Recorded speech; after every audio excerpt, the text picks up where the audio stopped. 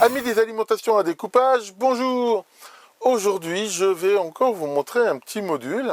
Il y a déjà quelques temps de ça, j'avais déjà montré un petit module d'alimentation qui convertit de la tension continue jusqu'à 30 volts dans une tension variable. Et j'ai l'occasion là de voir sur Banggood une nouvelle version qui est a priori améliorée de ce petit module. Et j'ai décidé de la prendre pour regarder un petit peu les améliorations, faire quelques mesures avec. Alors, allons-y, regardons ça.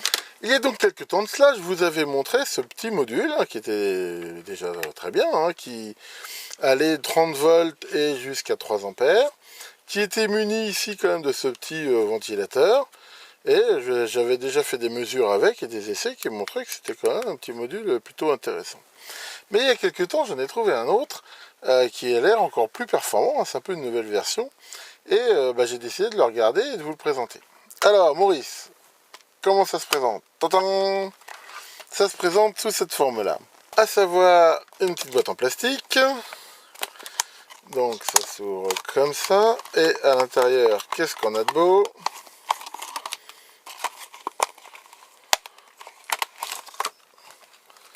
On a le module. Alors, on peut voir qu'il a déjà des différences. Il n'y a plus de ventilateur. Il y a juste ici un petit radiateur. Il y a une self là beaucoup plus importante. Enfin, bon, on voit que c'est quand même une électronique manifestement complètement différente. En même temps, il y a aussi ce truc qui est intéressant, c'est que maintenant le bornier ici, c'est un bornier enfichable. Et ça, j'aime beaucoup ces borniers-là, parce que ça permet de démonter, en fait, voilà, sans être obligé de débrocher les broches. Donc ça a l'air plutôt sympa. Là, on voit aussi un chantre, ça a l'air plutôt de bonne qualité. Sinon, c'est vrai que si on regarde visuellement, par contre, c'est la même taille, c'est un bonnet blanc et blanc bonnet, à part que le bouton, là, est un petit peu moins épais aussi. Bon, c'est honnêtement pas gênant. Donc voilà ce qu'on a à l'intérieur. On a ce truc-là qui s'avère être une diode Schottky, une double diode Schottky, avec une étiquette ici qui indique ce qu'il faut faire. Et alors, à quoi elle sert cette diode? Elle dit simplement, ici, c'est écrit en chinois et en anglais, que si on veut charger des batteries avec le module, il est impératif de mettre cette diode en série avec. Alors, on n'utilise qu'une sur les deux ici. Pourquoi? Parce que manifestement, si on renvoie de l'électricité dans la sortie, manifestement, ça peut carrément cramer la lime. Donc ça, c'est quand même bon à savoir. Et donc, ils fournissent la diode, c'est super sympa. On n'est pas obligé de la mettre si bien sûr on veut l'utiliser comme alimentation.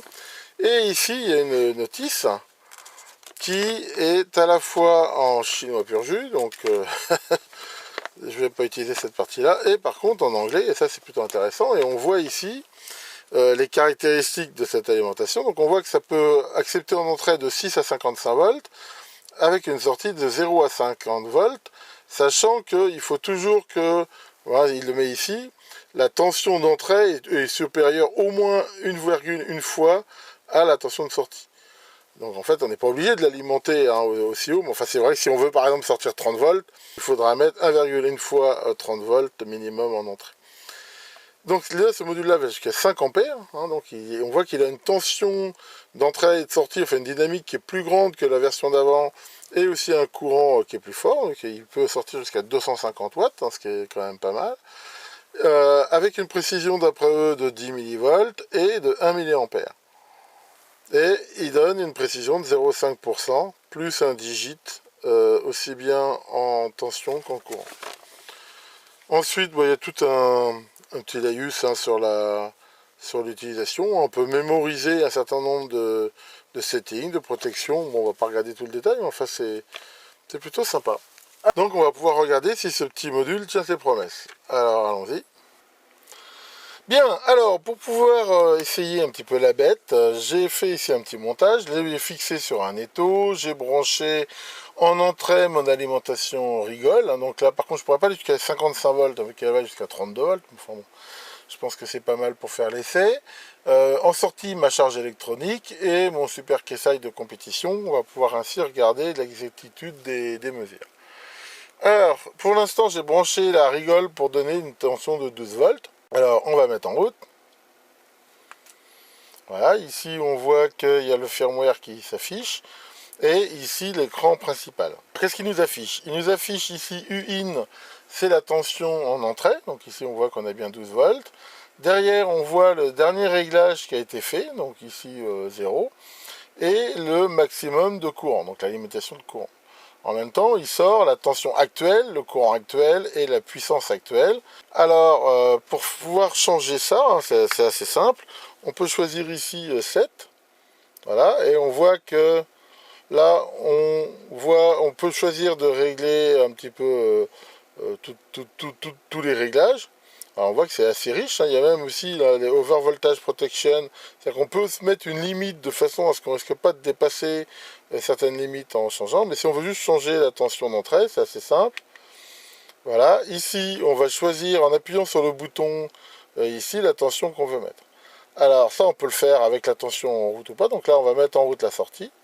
Donc ici on voit que ça s'allume et qu'il y a en effet bien une tension de 0 volt. Alors ça c'est intéressant, déjà on voit que à 0 volt il y a bien 0, et là on va avancer volt par volt.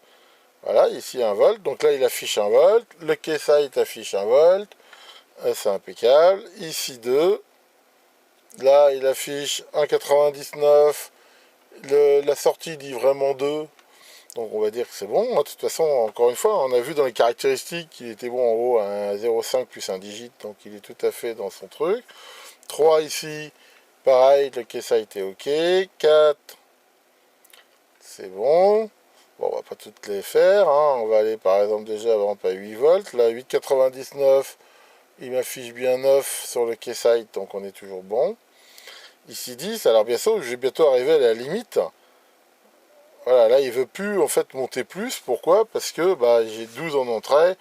En gros, manifestement, il veut pas avoir plus de 2 volts. Enfin, il faut 2 volts de différence entre l'entrée et la sortie.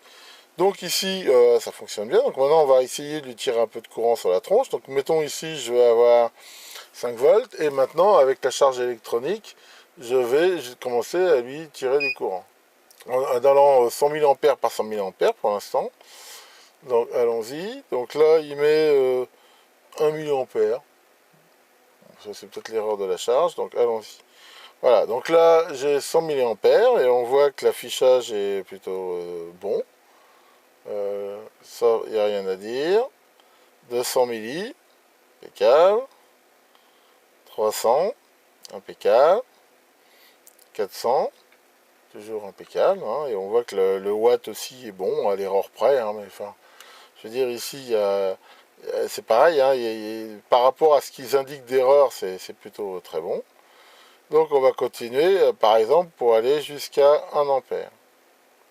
Voilà. Donc là, on tire 1 ampère. Là, il affiche 1 entre 1 et 0,0999, donc c'est impeccable. La tension est toujours là de 5,01, donc pareil, hein, impeccable pour la consigne. Et donc ça fait bien une puissance de 5 watts. Alors ce qui est intéressant, c'est de regarder un petit peu le rendement. Là, par exemple, la lime rigole me dit qu'il consomme 5,59 watts pour une sortie de 5 watts. C'est-à-dire qu'en courant, hein, bon, je ne vais pas bouger la caméra, mais la lime rigole, elle me dit qu'en entrée, il y a 12 volts, il consomme 0,46 ampères, alors qu'en sortie, il en sort 1. Et si on regarde bien, hein, entre 5,59 et 5, bah, ça fait un rendement qui est plutôt intéressant. Je rappelle que le rendement, hein, là, ici, on peut le calculer en faisant 5 divisé par 5,59, ce qui nous donne un rendement de 89%, presque 90%, ce qui est vraiment excellent ici. Et c'est là déjà qu'on peut voir l'avantage d'un régulateur à découpage par rapport à un régulateur linéaire. C'est que sur un régulateur linéaire qui serait fait par exemple avec un LM317, ici, en entrée, il y aurait 12 volts 1 ampère, c'est-à-dire qu'il y aurait d'ici près 12 watts pour une sortie de 5 volts 1 ampère. Hein, et encore, enfin, si on néglige le courant qui marcherait dans le régulateur. Alors qu'ici, on voit que le rendement est quand même bien meilleur, hein, il n'y a pas photo. Alors on va continuer un petit peu à augmenter le courant de sortie, alors allons-y. Donc ici, je le mets à 2 ampères. Donc là, impeccable, hein, ça fait une consommation ici, donc il dit 2,001, donc jusque là c'est impeccable. Il n'y a rien à dire par rapport à ça. On peut aussi voir que la tension de sortie est toujours très stable à 5 volts. Et le rendement, ici, bah, la lime rigole, là, elle donne 10,88 par rapport à 10,02. Donc on voit qu'on a encore toujours un excellent rendement. Alors on va continuer à monter, allons-y. Ici 3 ampères. Là on voit qu'il affiche sur 5, 3. Et ce qu'il affiche donc lui c'est la puissance de sortie. La tension de sortie est toujours très stable. Et donc on va aller ici au maximum. Voilà, donc on voit qu'il donne bien 5 ampères. Toujours avec une tension stable. Et avec un rendement, voilà, on voit 27 watts en entrée, 27,69, 25. Et bien on est toujours à 90%. Donc c'est vraiment excellent en fait. Hein. Ça veut dire que quasiment sur toute la plage, cette petite alim ici, elle a un rendement ici de 90%. Donc ça c'est plutôt intéressant. Alors on va regarder maintenant en l'alimentant avec plus de tension, si est-ce que ça change quelque chose par rapport à son rendement. Donc là voilà, j'ai 30 volts en entrée et on voit ici qu'il a bien détecté cette variation de tension. Ici, et si je demande toujours, par exemple, donc là on va baisser un peu le courant, ou bon non, on peut même le laisser comme ça, donc si je mets en route la charge, ici, voilà, ici on voit qu'on a toujours, on a 27,57 en entrée pour 25 en sortie. Alors, calculons le rendement, toujours 90%, donc apparemment ça change pas grand chose. On peut en déduire que ce petit module là, il est plutôt sympa, il est stable. Alors maintenant, ce qu'on va faire, on va par exemple lui demander toujours 5 volts sous 1 ampère par exemple, et je vais regarder avec mon voltmètre la stabilité de la tension de sortie. Alors allons-y. C'est avec une charge stable, et là le voltmètre, hein, il varie pas plus de... c'est vraiment minime, hein, c'est de l'ordre largement moins d'un millivolt. Donc ici, on peut voir qu'on a quand même une bonne stabilité. Alors, on va regarder maintenant si on varie un peu le courant dans la charge, dans quelle mesure ça fait varier ici. Donc là, par exemple, je monte jusqu'à quasiment au max et je redescends. Voilà. Et ici, on voit que la tension, elle n'a quasiment pas varié non plus, hein, parce qu'elle est restée, elle a varié de 5 à 4,97. Avec une telle dynamique, c'est vraiment un excellent résultat. Donc maintenant, ce qu'on va pouvoir tester, c'est la limitation de courant. Donc là, je suis limité à 0,1 ampère et on va donc faire varier la charge ici jusqu'à 0,1 d'ampère. Donc voilà, là je consomme 10 milliampères. Donc là, c'est impeccable. Je continue à augmenter. 99, 100. Et là, on voit que déjà la tension commence à s'écrouler. On voit qu'elle est passée bien en mode courant constant. Voilà, donc la tension, bien sûr, en sortie s'écroule et pour revenir. Et si le courant diminue, eh ben, elle retombe bien sur sa tension de consigne. Donc on peut dire aussi qu'à ce niveau-là, c'est plutôt bien. Donc jusque-là, hein, so far so good, comme disent les Anglais, honnêtement... je suis un peu sous le cul, c'est vraiment des caractéristiques vraiment fantastiques. Hein. Je veux dire, pour un petit module à ce prix-là, c'est vraiment sympa. Alors, ce qu'on va regarder maintenant, on va regarder un petit peu le niveau de parasite et la gueule en sortie. Qu'est-ce qu'on a ici en sortie? On a quelque chose qui est typique d'un des alimentations découpage, donc quelque chose de plutôt bruité. Et regardons un petit peu le niveau. Alors, pour ça, on va demander les mesures. Et on voit que crête à crête, j'ai environ... 80, enfin bon, en gros 100 millivolts. On voit ici qu'on a ce signal un petit peu instable, donc si on l'arrête pour voir un petit peu plus clair, qu'est-ce qu'on voit? On voit ici qu'on a des petits pics, et avec ici cette ondulation à une fréquence plus longue. Alors là, on va pouvoir utiliser les curseurs. Voilà, si on regarde ici, on voit qu'on a cette espèce d'ondulation ici, donc à une fréquence de l'ordre de 59, on va dire 60 kHz, et avec une amplitude, là, si on regarde bien, voilà, enfin si on va ici au min à peu près, voilà, de l'ordre de 14 millivolts. Et on a ces espèces de pics ici, voilà. Donc là, on voit que ici, on a en effet presque 100 millivolts. Donc ça, c'est à vide. Alors maintenant, ce qu'on va regarder, c'est en quoi ça change quand on a ici une charge. Donc là, ici, donc, j'ai 5 volts en ampère. Alors, on voit quand même que ça augmente sensiblement ici le niveau de parasite. Et voilà, si ici on l'arrête à nouveau, on voit qu'on a ici ces parasites ici, avec un niveau là pour le coup qui est assez élevé. On voit qu'il y a quasiment 1 volt, 1,2 volts. Ça par contre c'est quand même extrêmement gênant et c'est quand même très élevé. Alors si on regarde un petit peu à quoi ça ressemble, en fait ce qu'on voit c'est que le niveau moyen ici il n'est pas très fort, mais qu'on a ici ces espèces de parasites de la mort là, voilà, on va l'arrêter pour les zoomer un petit peu, voilà, qui sont quand même très très élevés, et on voit ici avec les curseurs que c'est vraiment,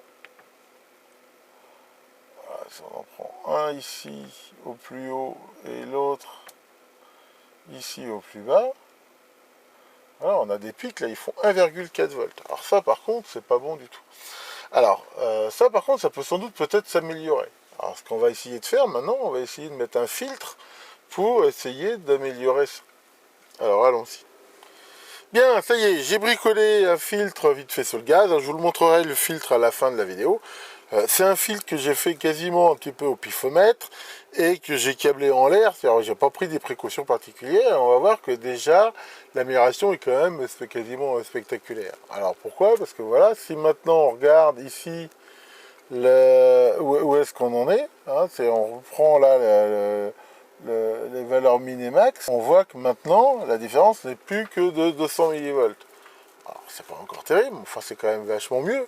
Avant on était à presque 1,4 volts, là on est à 200 millivolts pour une charge de 2 ampères, c'est mieux. Et encore une fois, j'ai pas vraiment shadé le filtre.